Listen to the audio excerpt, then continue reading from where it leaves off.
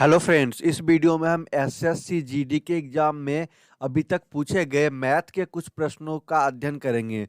दोस्तों, अभी मैं आपको जो भी प्रश्न बताने वाला हूं, ये सभी प्रश्न एसएससी जीडी के एग्जाम में पहले पूछ लिए गए हैं और ये आपके लिए एसएससी जीडी एग्जाम का क्रैश कोर्स है।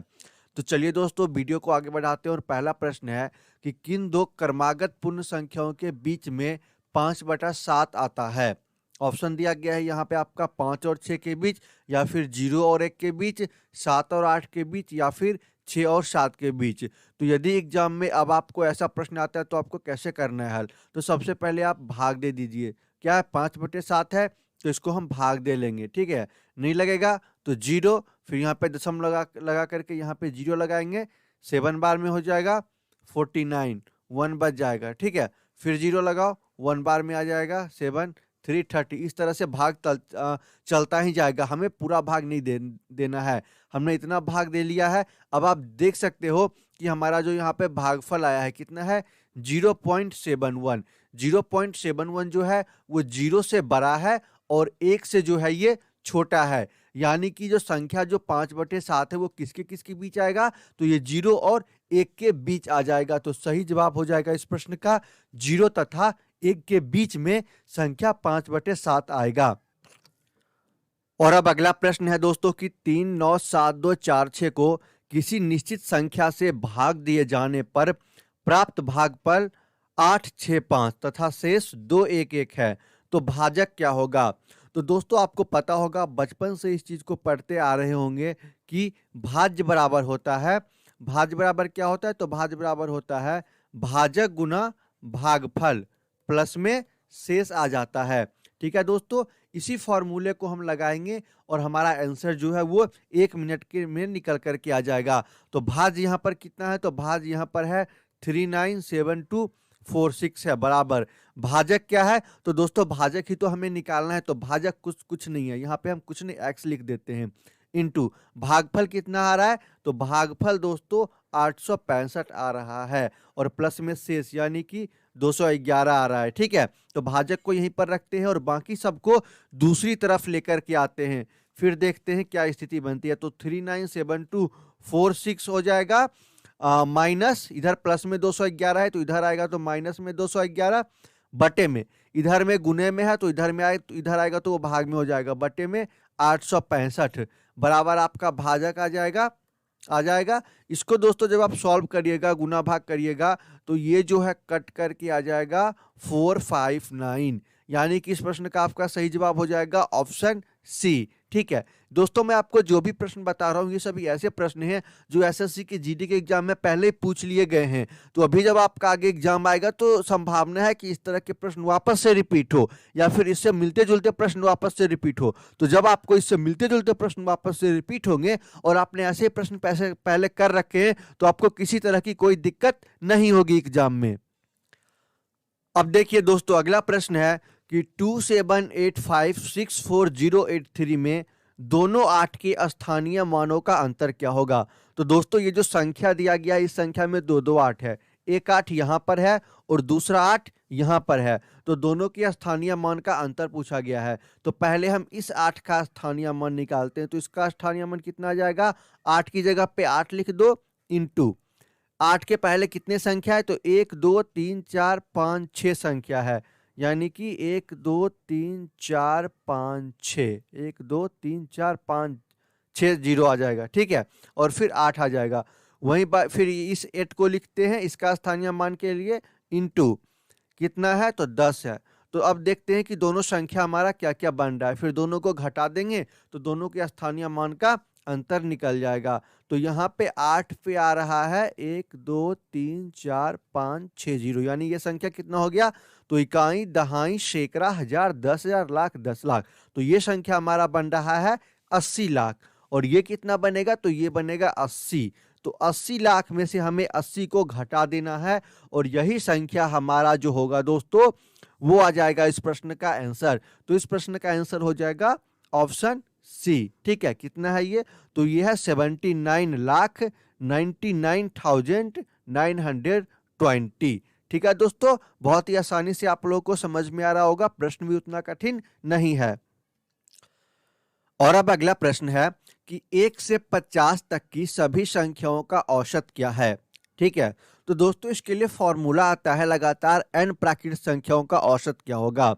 तो इसका फॉर्मूला हो जाता है दोस्तों पहली संख्या, ठीक है, पहली संख्या प्लस अंतिम संख्या। याद रखिएगा ये फॉर्मूला, क्योंकि ऐसे प्रश्न जो होते हैं वो अधिकतर ही आपका एसएससी जीडी का एग्जाम हो गया या फिर पुलिस का एग्जाम हो गया या फिर रेलवे ग्रुप डी का एग्जाम हो गया, इसमें पूछ लिया जाता है। ठीक है, तो आपका फॉर्मूला क्या हो जाएगा, फॉर्मूला आएगा यदि आपको लगातार n संख्याओं का जो औसत निकालना हो तो आप फॉर्मूला लगाइएगा पहली संख्या प्लस अंतिम संख्या बटे में 2। ठीक है, यही फॉर्मूला लगेगा। तो यहाँ पे पहली संख्या क्या है, तो पहली संख्या है दोस्तों आपका 1 लिखना है, प्लस अंतिम संख्या क्या है, तो अंतिम संख्या आपका 50, तो 50 लिखना है और बटे में क्या कर देना है, तो बटे में कर देना है 2। 50 में 1 जोड़ेंगे तो कितना आ जाएगा 51/2। 51 को जब इसको डिवाइड करेंगे तो ये आ जाएगा दोस्तों आपको 25.5, यानी कि आपका सही जवाब क्या हो जाएगा, तो सही जवाब हो जाएगा ये ऑप्शन बी वाला 25.5 जो होगा वो इस प्रश्न का सही जवाब हो जाएगा। अब देखिए दोस्तों अगला प्रश्न है कि 15 से 160 के मध्य कितनी संख्याएं ऐसी हैं जो 17 से विभाज्य हैं लेकिन 4 से नहीं। ऑप्शन दिया गया है 5 संख्या, 7 संख्या, 2 संख्या या फिर 4 संख्या। दोस्तों कुछ ऐसे प्रश्न होते हैं जिसमें कोई भी ट्रिक नहीं लगता है। इस प्रश्न में आपको थोड़ा लंबा कैलकुलेशन करना ही पड़ेगा, थोड़ा गुना भाग करना ही पड़ेगा और थोड़ा एक्स्ट्रा दिमाग लगाना ही पड़ेगा।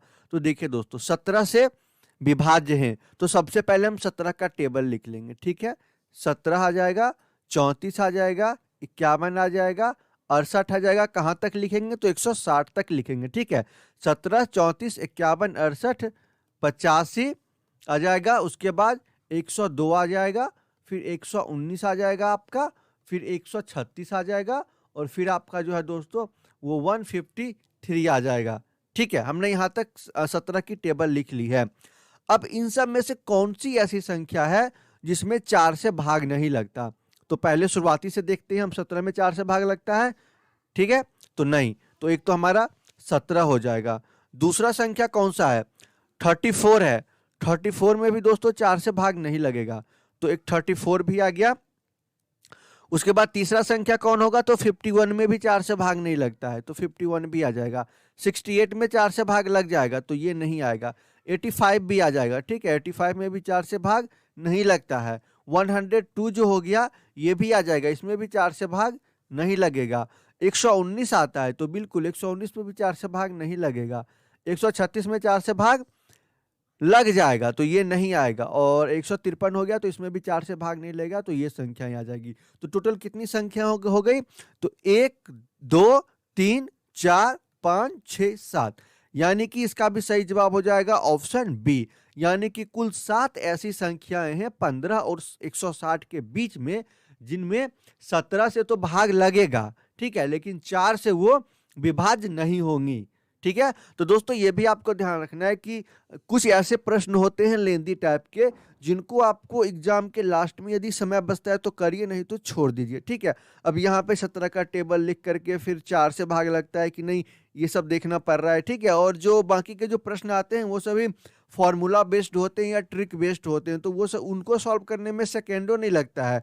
और यहाँ पे तो एक एक सेकेंड का टाइम इतना इंपॉर्टेंट रहता है। तो जो प्रश्न आपको इस तरह के दिखे उनको आप छोड़ करके आगे बढ़ते चलिए, फिर लास्ट में जब आपको टाइम मिलेगा तो आप वापस से इन प्रश्नों पे आइए, इसको सॉल्व करिए।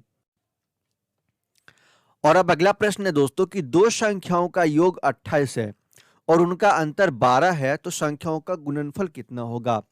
तो सबसे पहले तो यहाँ पे हमें संख्या नहीं दी गई है, तो दो संख्या है तो एक संख्या को हम x मान लेंगे और दूसरे संख्या को हम अपना y मान लेंगे। ठीक है, दोनों का योग 28 है, यानी कि x प्लस वाई कितना हो जाएगा, तो x प्लस वाई 28 हो जाएगा। उसके बाद है उनका अंतर 12 है, तो x माइनस वाई कितना हो जाएगा, तो x माइनस वाई 12 हो जाएगा। ठीक है, हो गया। अब हम क्या करेंगे, इस सब को इनको जोड़ लेते हैं। ठीक है, तो ये कितना हो जाएगा, x 2x हो जाएगा। ठीक है, y प्लस में है y माइनस में है, कट जाएगा दोनों y, बराबर कितना आ जाएगा, ये दोनों भी आपस में क्या होगा, माइनस होगा यहाँ पे, तो 28 है और यहाँ पे कितना है, तो यहाँ पे 12 है। तो इसको 1 मिनट, ये हो जाएगा आपका 8 2 10 यानी कि 0, 1 बच जाएगा, 2 1 3 1 4 यानी कि ये हो जाएगा आपका 40। ठीक है, तो 2x बराबर कितना आ जाएगा, 2x बराबर आपका 40 आ जाएगा। तो x बराबर आपका क्या आ जाएगा, तो x बराबर आपका 20 आ गया। अब आपको पता है कि x प्लस वाई बराबर 28 होता है। ठीक है, आपको क्वेश्चन में दिया गया है और x बराबर 20 है, तो 20 प्लस वाई बराबर 28 हो जाएगा। तो y बराबर आपका कितना आ जाएगा दोस्तों, तो y बराबर आपका आ जाएगा 8। ठीक है, अब हमें x निकालना है, सॉरी x तो y निकल गया 8, x निकालना है, x कितना आएगा, तो x भी यहाँ पे निकल नहीं गया, 20 हो जाएगा। तो 20 हो गया x और y हो गया 8, तो इसका गुणनफल पूछ रहा है। तो 20 गुना 8 कितना हो जाएगा, 160 होगा, हो जाएगा 160, यानी कि इस प्रश्न का सही जवाब हो जाएगा ऑप्शन सी 160। तो दोस्तों ये प्रश्न अब यहीं पर